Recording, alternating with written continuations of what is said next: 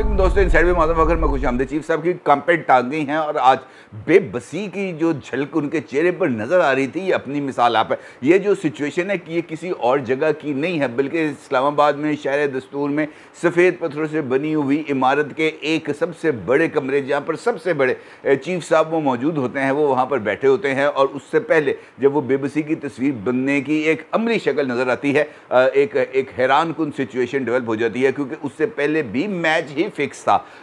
जो एम्पायर और प्लेयर दोनों आपस में मिले हुए थे, सीटी बजती थी, ये ख़ास मुकाम पर पहुंचकर एक ख़ास मुकाम पर पहुंचकर पास दिया जाता था और फिर उस पास को गोल पोस्ट तक ले जाया जाता था, वहाँ से हिट किया जाता था, गोल करने की कोशिश की जाती थी और एन वक्त पर सीटी बज जाती थी।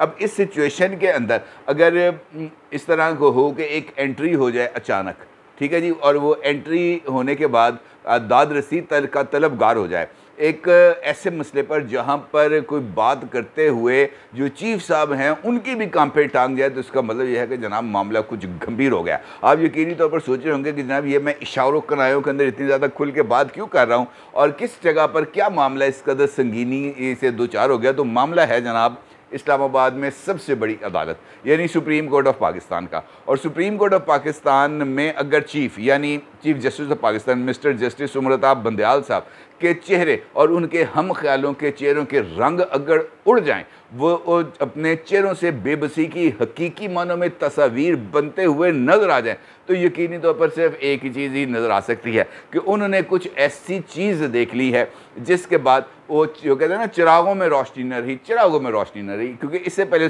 चीज़ें बड़ी स्मूथ चल रही थी। वो समात कर रहे थे जनाब, जो एक्ट पास नहीं किया गया सुप्रीम कोर्ट जजमेंट्स का रिव्यू के हवाले से, और उस केस की समात के दौरान बड़े ज़बरदस्त किस्म का माहौल बना हुआ था। अली ज़फ़र साहब ने खुसूसी हदायत के ऊपर जो उनको बताया गया था कि जनाब फ़लाँ सन के अंदर फ़लाँ केस के अंदर फ़लाँ जजमेंट दी गई थी, फ़लाँ साल की जजमेंट है, इसको आपने रेफरेंस देना है। तो बिल्कुल ऐन मौके के ऊपर अली ज़फ़र साहब ने 1960 की एक जजमेंट का हवाला दिया, तो सामने बैठे हुए जो चीफ साहब थे उन्होंने फ़ौरी तौर पर उसको एक्सेप्ट किया। उनका वाह वाह वाह, बहुत ज़बरदस्त अली ज़फ़र साहब, आपने मौके की मुनासबत से बड़ा ज़बरदस्त किस्म का रेफरेंस दिया है। और ये जजमेंट तो थी ही रिव्यू के हवाले से, यानी जो आपको इशारा दिया गया था आपने बखूबी इशारा समझ लिया है और ऐन मौके पर हमें वो टूल फराहम कर दिया है ऑन रिकॉर्ड, जिसकी बिना पर हम अब केस को आगे बढ़ा सकते हैं। अगर देखा जाए तो ये जो रिव्यू जजमेंट है, ये बुनियादी तौर पर इसके बारे में एक राय ये पाई जाती है कि ये नवाज शरीफ और जहांगीर तरीन दोनों शख्सियात इससे फैज़ याब हो सकते हैं, या उन दोनों की जो नाअहली के फ़ैसले हैं वो रिव्यू के चक्कर के अंदर वो कालादम हो सकते हैं। क्योंकि आर्टिकल 184(3) के तहत जो सो मोटो नोटिस लिए जाते हैं उसका किसी भी जगह पर अपील का हक नहीं है। नज़र सानी की गुंजाइश तो मौजूद है, लेकिन नज़र सानी को अपील के अंदर कन्वर्ट नहीं किया जा सकता और नई ग्राउंड्स वहाँ पर शामिल नहीं की जा सकती।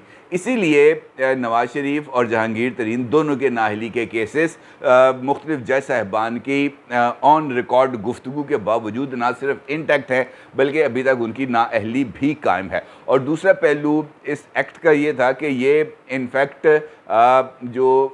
वो जो फोरम है, जिस फोरम से गुजर के बंदा आता है, lower courts, high court, supreme court, ये अपीलों के दो फोरम हैं, ये फोरम मुकम्मल तौर पर जो है वो ख़त्म कर दिए गए हैं आर्टिकल 184(3) के तहत जो मुकदमा सुप्रीम कोर्ट ऑफ पाकिस्तान में लगता है। लिहाजा इसके ऊपर एतराज़ बनते थे, क्योंकि जो लोग वहाँ पर बैठे हुए हैं इस वक्त, इमरानदार टोला जो वहाँ पर मौजूद है, उसकी यकीनी तौर पर यह ख्वाहिश है कि किसी न किसी तरीके से इस सिस्टम में कोई ऐसी गुंजाइश ना रखी जाए जहाँ पर हकीकी सियासी क़ुव्वतें इससे फ़ायदा उठा सकें। और ख़ास तौर नवाज शरीफ तो बिल्कुल पाकिस्तानी अदलिया के लिए इस वक्त काबिल कबूल नहीं है, क्योंकि वहाँ पर इस वक्त ईमानदारी का राज है। अब जब इस मुकदमे की कल समाअत हुई तो ये बात कही गई कि जनाब हम तो इस मामले के ऊपर किसी तरह का हुक्म इम्तना अभी फ़िलहाल जारी नहीं कर रहे, मामला देखेंगे उसके बाद राय कायम की जाएगी।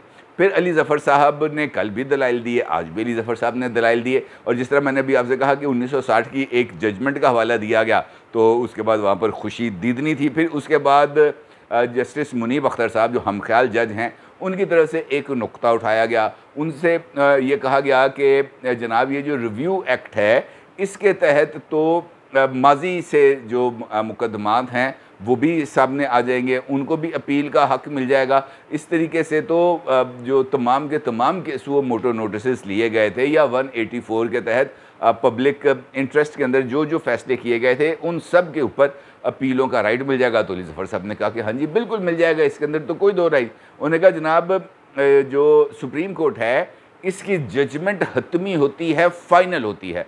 अब अगर हम ये जो बिल है ये जो एक्ट है जजमेंट रिव्यू एक्ट, इसको हम इंटेक्ट करते हैं तो फिर इसके नतीजे में जो सुप्रीम कोर्ट के फ़ैसले की हतमी हैसियत है वो मुकम्मल तौर पर ख़त्म हो जाएगी। अब ये इस तरह के दलाइल चल रहे हैं, इधर से पास आ रहा है, इधर से गोल हो रहा है, दोनों चीज़ें आपस में चल रही हैं।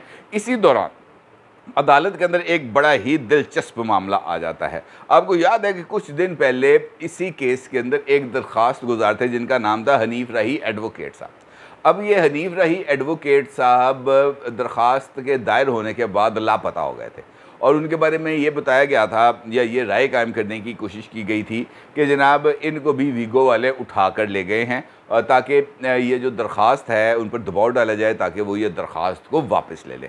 हनीफ राही साहब किधर गए, कोई ना उनके अहल खाना की तरफ से कोई जो है वो दरख्वास्त दी गई थाने में और ना ही जो बार काउंसिल्स हैं या दीगर जो इदारे हैं वकला तंजीमें हैं उनकी तरफ से कोई एहतजाज की कॉल दी गई। आज की समाअत के दौरान हनीफ राही साहब एडवोकेट जो दरख्वास्त दहिंदा भी हैं वो भी पहुंच जाते हैं कमरा अदालत में।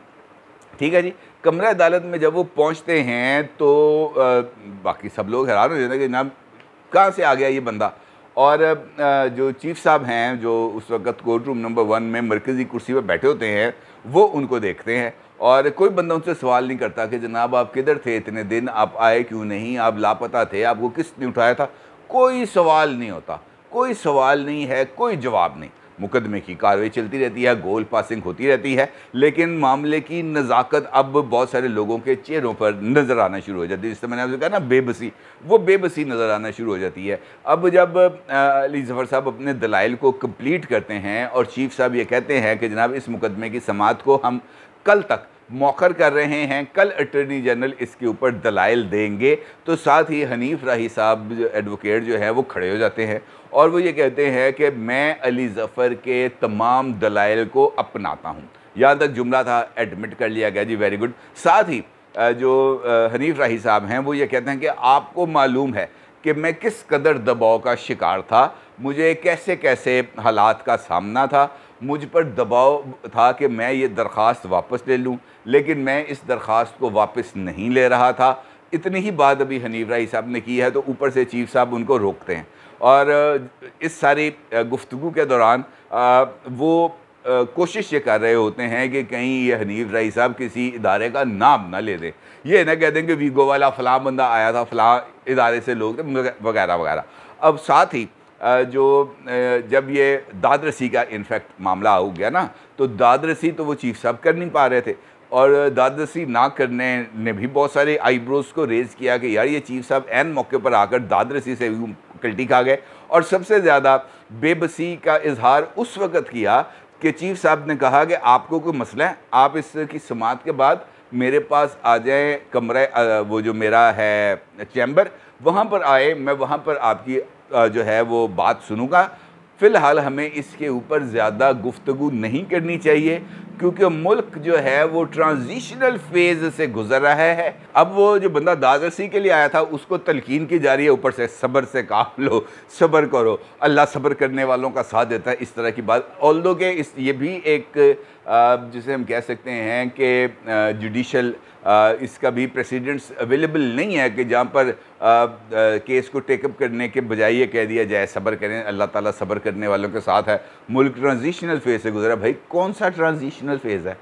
अभी तक तो ट्रांजिशनल फेज़ तो भी आना है, ट्रांजिशनल फेज़ ने आना है अगस्त में, जब मुंतखब हुकूमत से चार्ज ने मुंतकिल होना है निगरान हुकूमत की तरफ, वो है ट्रांजिशनल फेज़। या ट्रांजिशनल फेज़ उस वक़्त आएगा जब निगरान हुकूमत मुल्क में इंतखाबात कराने के बाद इक़्तिदार जो है वो मुंतखब हुकूमत के हाथों में सौंपेगी, ये होगा ट्रांजिशनल फेज़।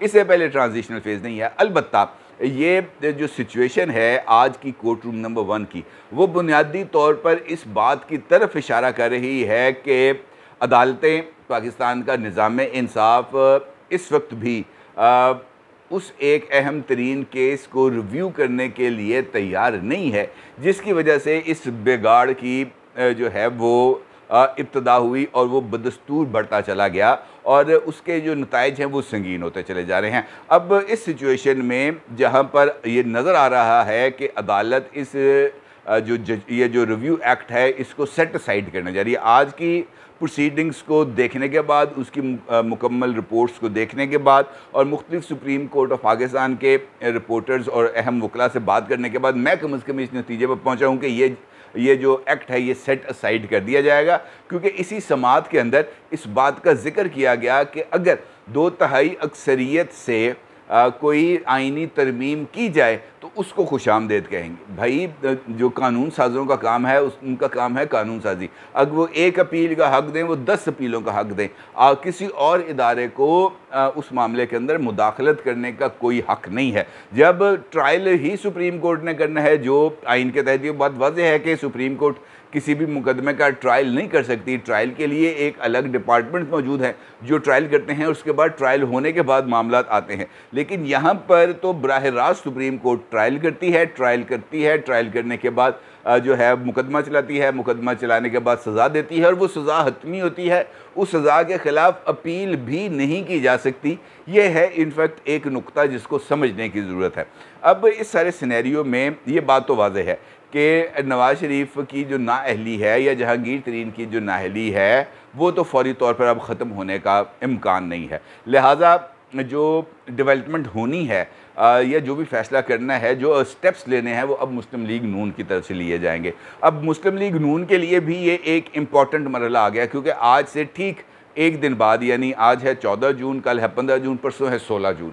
16 जून को मुस्लिम लीग नून के इंट्रा पार्टी इलेक्शंस हैं और मुस्लिम लीग नून ने अपने लिए एक नई क़यादत का इंतखाब करना है। अब इसके में भी 2 ऑप्शन चल रही हैं कि जनाब जो इस वक्त की लीडरशिप है वो एज़ इट इज़ मौजूद रहे।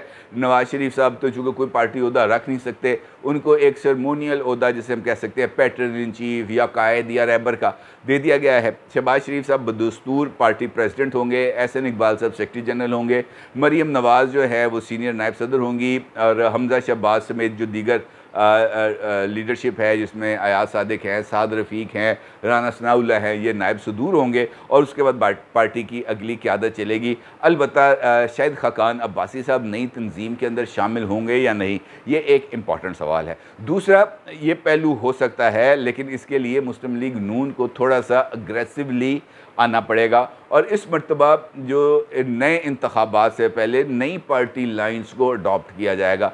मरीम नवाज़ चीफ ऑर्गेनाइज़र या सीनियर नायब सदर से एलिवेट हो सकती हैं या नहीं, वो सदर बन सकती हैं या नहीं। शहबाज शरीफ साहब जो है वो ज़फ़रुल हक़ की जगह यानी चेयरमैन के ओहदे पर जा सकते हैं या नहीं, ये कुछ इंपॉर्टेंट चीज़ें हैं। लेकिन मेरा ये ख्याल है कि आज की जजमेंट के बाद ये बात तो वाज़ेह हो गई कि मौजूदा हुकूमत और उनके अटॉर्नी जनरल यानी शहबाज शरीफ साहब और मंसूर उस्मान अवान साहब दोनों सुप्रीम कोर्ट को इस बात पर कायल करते हुए नज़र नहीं आएंगे कि जनाब हमारा इस्तेहकाक है कानून साजी करना और कानून साजी के जो मुरवजा असूल ज़ाब्ते हैं पार्लियामेंट के तहत वो हमने निभाया, लिहाजा इसको किसी भी सूरत आप कानून को सेटिसाइड नहीं कर सकते। और उसके बावजूद के सदर साहब ने इसके ऊपर कोई एतराज़ नहीं लगाया, इसको फौरी तौर पर मंजूर भी किया और इसका गज़ट नोटिफिकेशन भी जारी किया। अब सुप्रीम कोर्ट के पास स्कोप है इसके हवाले से बहुत ही ज़्यादा महदूद है, क्योंकि माजी में जो मुख्तलिफ़ कवानीन आए हैं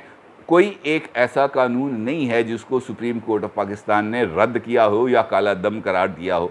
अब उमर अताब बंदयाल साहब का जो कोर्ट है वो ये एक प्रेसिडेंट कायम कर सके, ये एक इम्पॉर्टेंट बात है। अलबत्ता इस लड़ाई को अगर इजाफ़ा करना है तो फिर मुस्लिम लीग नून शहबाज शरीफ की जगह पर मरीम नवाज़ को प्रेसिडेंट अगर बनाने का फ़ैसला करे तो फिर ये लड़ाई ज़रा थोड़ी सी दिलचस्प हो सकती है, क्योंकि एक बात तो तय हो गई कि अदलिया कम अज़ कम जो इस मूड में नज़र नहीं आ रही कि वो इस्टेब्लिशमेंट के साथ किसी भी तरीके से हेड ऑन हो, उनके साथ किसी तरीके से मत्था लगाए। और अब अगर मत्था लगाना है तो फिर जो मौजूद जज साहिबान हैं उनको एक पॉलिटिकल फेस के साथ मत्था लगाना पड़ेगा और वो यकीनी तौर पर शहबाज शरीफ साहब नहीं हो सकते।